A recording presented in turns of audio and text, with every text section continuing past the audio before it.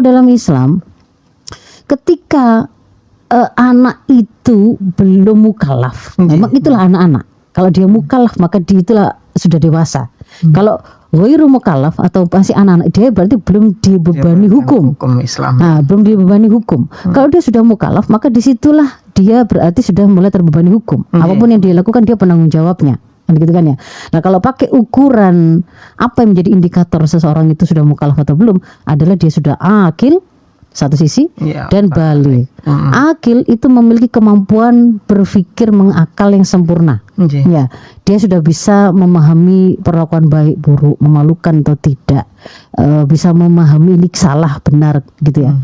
Terpuji tercela itu sudah bisa tahu itu berarti akil. Kalau baligh itu ditandai dengan tanda-tanda baligh, alamatul bulugh.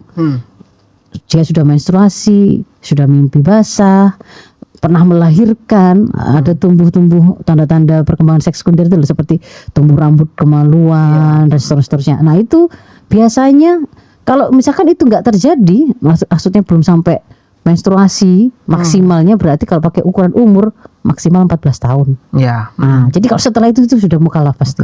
Meskipun dia ngaku belum pernah menstruasi, belum pernah mimpi basah, misalnya gitu ya, 14 tahun plus akil gitu ya, berarti akil plus balik itu mukallaf. Nah, kalau dia masih anak-anak, Mas Ishak, itu memang dia mungkin nggak anak-anak itu melakukan kesalahan, mungkin kan? Mungkin kan? Maka dia kalau dia melakukan kesalahan, hak dia itu diluruskan dengan proses takdib namanya. Dikasih hukuman tapi dalam rangka pendidikan. Siapa pelakunya? Orang tua dan pendidiknya. Jadi misalkan guru-gurunya atau orang tuanya itu dibolehkan seperti itu. Tapi kalau dia sudah dewasa, Mas Ishak, maka ketika dia itu melakukan maksiat, melakukan kriminalitas, yang menghukum itu negara. Gitu loh. Ikut turun. Nah, iya, makanya benar-benar kalau kemudian di dalam Islam itu ketika seorang orang tua pendidik itu tidak menginginkan anak ini akhirnya itu menjadi kriminal yang akan dihukum oleh negara, supaya nggak jadi pezina yang akan dirajam oleh negara. Saya benar-benar jaga supaya anak saya itu ngerti gimana pergaulan yang benar, bagaimana kerusakan dari perzinahan, bagaimana menghindarinya. Kalau dia itu masih nggak bisa saya luruskan dengan pendidikan, mulai ada sanksi yang saya lakukan. Sanksinya itu kan berjenjang, mulai dari nasihat yang keras, ancaman kan gitu kan ya. Nah, itu dibolehkan pada orang tua atau guru ditakdib. Nah, pemberian hukuman dalam rangka pendidikan itu sampai pada level setelah 10 tahun itu dibolehkan ada hukuman fisik. Kalau sebelumnya itu tidak boleh. Tidak boleh. Tapi nanti ada pembahasan tersendiri masih bagaimana rambu-rambu dalam pemberian fisik ini, hukuman fisik ini. Tapi itu perlu saya munculkan bahwa boleh dalam proses pendidikan itu ada hukuman yang bersifat fisik itu dengan rambu-rambunya itu. Karena kalau kemudian hari ini itu seolah-olah dikriminalisasi sebagai sebuah kekerasan pada anak. Gitu loh. Jadi ketika guru kemudian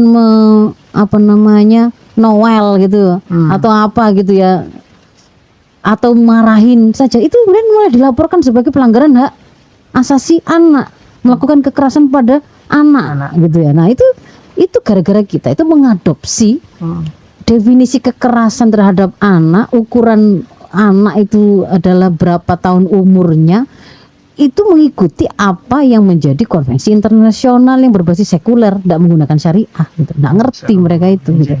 Jadi satu sisi itu adalah langkah pertama untuk memastikan anak-anak kita jangan sampai tumbuh jadi seorang kriminal. Jadi ketika mereka itu mulai agak menyimpang dalam umur ketika masih anak-anak, harus diluruskan. Mulai dari nasihat yang menyentuh, ancaman, sampai nanti itu setelah 10 tahun dibolehkan ada hukuman fisik. Nah, kalau kemudian dia itu sudah bukan anak-anak, mukallaf berarti sudah di atas 14 tahun, sudah akil balik, kemudian melakukan perundungan, maka di situ itu ya dihukum oleh negara gitu loh, Mas Ishak. Dihukum oleh negara sebagai seorang dewasa. Tapi kalau misalkan sekarang Ustazah kalau anak-anak gimana? Maka di situ dilihat dulu. Kalau di situ ada unsur kelalaian yang dilakukan oleh orang dewasa di sekitarnya yang menjadi penanggung jawab dia. Namanya anak-anak itu pasti dia ada penanggung jawabnya, Mas Ishak. Ada namanya walinya. Gitu kan ya. Kalau di rumah itu ya ada walinya, ada orang tuanya. Kalau dia anak yatim ada mekanismenya itu. Wali itu siapa? Kalau dia di sekolah, guru-guru itu adalah menempati posisi orang tua. Kan gitu kan ya. Kalau misalkan terjadi bullying di rumah, di lingkungan rumah, anak dilempar sama anak tetangganya sampai terluka dan begitu. Kalau memang misalkan itu ada aspek kelalaian dari orang tua, maka yang dihukum tuh ya walinya tadi. Walinya ya. Iya, nggak terus anak-anak. Biarin. Nah, terus orang tuanya malah senang bersembunyi di balik anak-anak. Oh, namanya anak-anak Bu, padahal anak tetangga itu sampai buta gitu ya. Ya Allah. Dan di situ memang ada pelalaian. Oh, dia memang biasa mukuli dan melempari anaknya. Begitu kan ya, pola asuhnya dia. Berarti kan dia itu sumber kekerasan itu gitu loh. Jadi kepada kondisi seperti itu ya orang tuanya yang akan dihukum. Lah, jangankan anak-anak atau manusia, nek dia itu punya hewan piaraan terus kemudian karena ada kelalaian yang dia lakukan sampai merugikan orang lain, ya bisa dihukum kok gitu loh. Jadi nggak boleh bersembunyi, itu masih anak-anak. Dan ini harus kita adopsi Mas Isan. Iya.